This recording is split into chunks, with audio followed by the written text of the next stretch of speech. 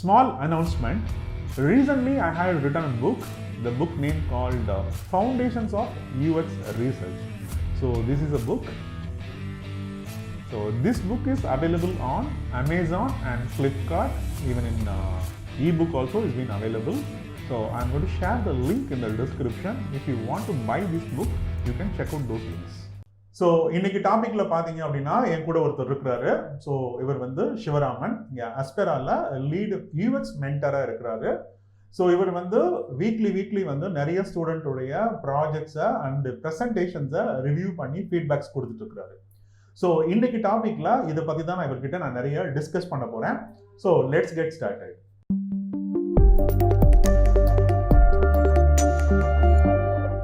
Hello all, I am Ramal from Aspera. Happy to see you again. So hi, I am Shivaraman. Welcome to Aspera. So இந்த portfolio, இந்த projects எல்லாம் review பண்றீங்க இல்லையா, இதுல overall உங்களுடைய common observations என்ன? என்னதான் சொல்லி கொடுத்தாலுமே அவங்களுக்குன்னு ஒரு ஓன் கிரியேட்டிவிட்டி கொண்டு வந்துட்டு அதில் புகுத்துறாங்க. கிரியேட்டிவிட்டின்ற பேரில் அன்வான்டான கிராஃபிக் எலிமெண்ட் எல்லாம் உள்ளார கொண்டு வராங்க. ஸோ அதுதான் மெயின் நாங்கள் பார்த்தது. ரெண்டாவது வந்து பார்த்தீங்க அப்படின்னா ஸ்பேஸ், ஒரு இடத்துல ஸ்பேஸ் இருந்தது அப்படின்னா அதை ஃபில் பண்ணணும் அப்படின்ற மாதிரி அவங்களோட மைண்ட் செட் போகுது.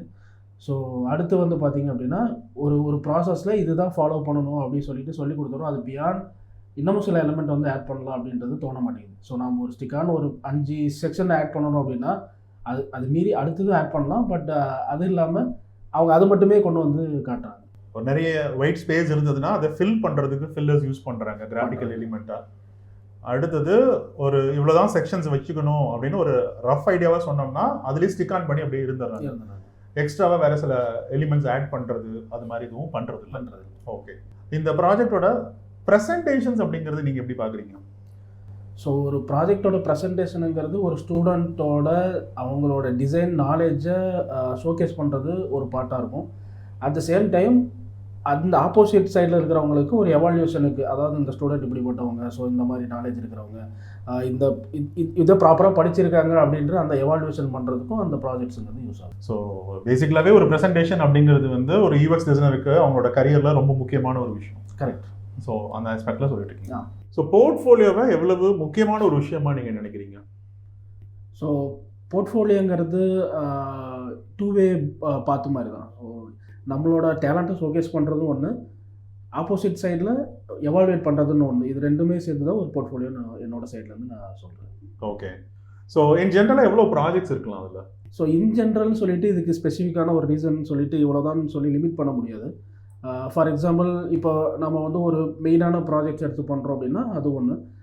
நமக்கு நிறையா ப்ராஜெக்ட்ஸ் காட்டணும் அப்படின்றப்ப நம்ம டைவர்சிஃபைடாக நிறையா காட்டலாம் அப்படின்றது ஒன்று. ரெண்டாவது அப் டு டேட் மார்க்கெட்டில் இருக்கிற வரைக்கும் நம்ம அந்த ப்ராஜெக்ட்ஸ் வந்து பண்ணிகிட்டே இருக்கலாம். ஸோ இதுக்கு லிமிட்டுங்கிறது கிடையாது. ஓகே. ஸோ ஒரு பிகினராக இருந்தால் எவ்வளோ ப்ராஜெக்ட்ஸோடு இருந்தால் அவங்க ஜாப் தேடுறதுக்கு கொஞ்சம் ஹெல்ப்ஃபுல்லாக இருக்கும்?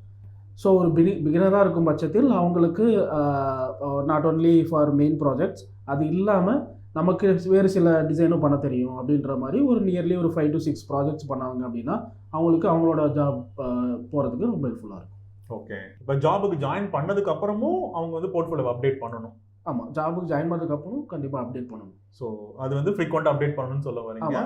பிகினராக இருந்தாங்கன்னா மினிமம் ஒரு 5 to 6 ப்ராஜெக்ட்ஸ் இருந்தால் பெட்டராக இருக்கும் அப்படின்னு சொல்கிறீங்க. ஆமாம், ஏன்னா பிகினராக இருக்கும் பட்சத்தில் அவங்களுக்கு ஸ்கோப்புங்கிறது ரொம்ப லிமிட்டடாக தான் தெரிஞ்சிருக்கும். ஸோ அப்படின்றப்ப 5 to 6 ப்ராஜெக்ட்ஸே அவங்களுக்கு ரொம்ப அதிகம். இதே ஒரு ஒன்ஸ் ஜாபுக்கு என்ட்ரு ஆகிட்டாங்க அப்படின்றப்ப அவங்களுக்கு அப்போது அந்த ஜாபோட நேச்சர் பற்றி தெரியும், இன்னும் நிறையா விஷயம் அவங்களுக்கு ஓப்பன் அப் ஆகும். அப்படின்றப்ப அது மூலிமா கிடைக்கிற அந்த நாலேஜ் அவங்க எடுத்து உள்ளார கொண்டு வந்தாங்க அப்படின்னா அது எல்லாமே அவங்களுக்கு ஆட் ஆன் பார்ட்டாக இருக்கும். ஸோ என்ன டைப் ஆஃப் ப்ராஜெக்ட்ஸ் வந்து ஒரு போர்ட்ஃபோலியோக்குள்ள இருக்கலாம்? ஸோ ஒரு போர்ட்ஃபோலியோன்னு எடுத்துட்டிங்க அப்படின்னா ஒரு ரியல் டைமான ஒரு ப்ராப்ளத்தை ஐடென்டிஃபை பண்ணிட்டு அதை ஒரு ப்ராஜெக்டாக ஒன்று வைக்கலாம். ரெண்டாவது வந்து பார்த்திங்க அப்படின்னா இப்போ இருக்கிற எல்லா வெப் ரிலேட்டட் அப்ளிகேஷன் எல்லாமே வந்து பார்த்திங்க அப்படின்னா டேஷ்போர்டுன்னு சொல்லுவாங்க. ஸோ அந்த ரிலேட்டடான ஒரு ப்ராஜெக்ட்ஸ் வந்து ஒன்று கொண்டு வரலாம். மூணாவது வந்து பார்த்திங்க அப்படின்னா இப்போ எல்லா நார்மலாக ஒரு பிஸ்னஸ் பண்ணுறாங்க அப்படின்னா அந்த பிஸ்னஸுக்குன்னு ஒரு வெப்சைட்டுன்னு இப்போ தேவைப்படுது. அப்படின்றப்ப அந்த வெப்சைட்டை ஒரு ப்ராஜெக்டாக கொண்டு வரலாம். இப்போ ஒரு வெப் அப்ளிகேஷன் ஒன்று பண்ணுறாங்க அப்படின்றப்ப அந்த அப்ளிகேஷனை பிஸ்னஸில் எப்படி கொண்டு வராங்கன்றதுக்கு லேண்டிங் பேஜ்னு ஒன்று இருக்கும். ஸோ அது ஒரு ப்ராஜெக்டாக கொண்டு வரலாம். அது இல்லாமல் நமக்கு ஒரு ஒரு பார்ட் மட்டும் இருக்குது. ஃபார் எக்ஸாம்பிள் இப்போ வந்து பார்த்திங்க அப்படின்னா நிறையா ரிசர்வேஷன் சிஸ்டம், மேனேஜ்மெண்ட் சிஸ்டம்னு இருக்குது.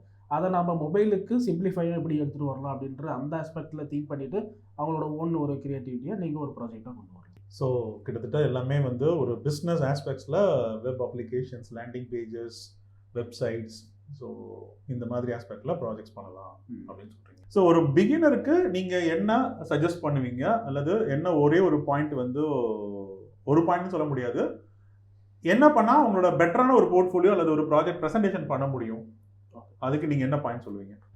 ஸோ நான் இப்போ ரீசெண்ட் டேஸில் பார்த்த வரைக்கும் பார்த்திங்க அப்படின்னா எல்லாருமே டிசைன் ஃபீல்டுக்குள்ளே என்ட்ரு ஆக பார்க்குறாங்க.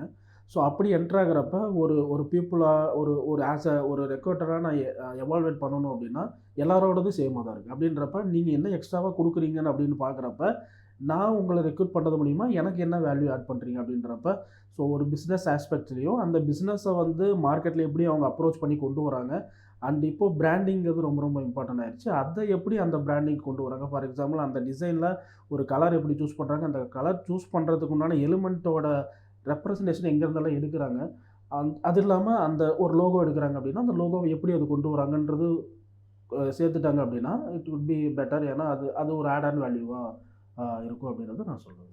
ஸோ யூனிக்கான ப்ராஜெக்ட்ஸ் பண்ணுறது ஒரு சைடுனாலும் பிஸ்னஸ் பர்ஸ்பெக்டிவ்ல வேல்யூ ஆட் பண்ணுற மாதிரி ப்ராஜெக்ட்ஸ் பண்ணணும் அப்படிங்கிறது நீங்கள் சொல்ல வரீங்க.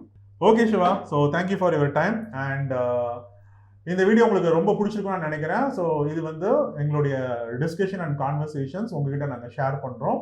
ஸோ இன்னும் வரும் டைம்களில் நாங்கள் நிறைய இதே மாதிரியான நிறைய டாபிக்ஸோட நாங்கள் எங்களோட டிஸ்கஷன்ஸ் உங்ககிட்ட ஷேர் பண்ணுறோம். ஸோ மீன்வேல் நீங்கள் வந்து keep learning, keep explore. And இந்த டாபிக் உங்களுக்கு பிடிச்சிருந்ததுன்னு சொன்னால் உங்களுடைய ஃப்ரெண்ட்ஸுக்கு வந்து நீங்கள் இதை ஷேர் பண்ணுங்கள். ஸோ வேறு ஏதாவது உங்களுக்கு இது சம்மந்தமான குவரிஸ் இருந்ததுன்னு சொன்னால் நீங்கள் வந்து அதை கமெண்ட் செக்ஷனில் நம்ம டிஸ்கஸ் பண்ணலாம். இன்னொரு நாள் இன்னொரு டாப்பிக்கில் உங்களை நான் வந்து மீட் பண்ணுறேன். Until then by.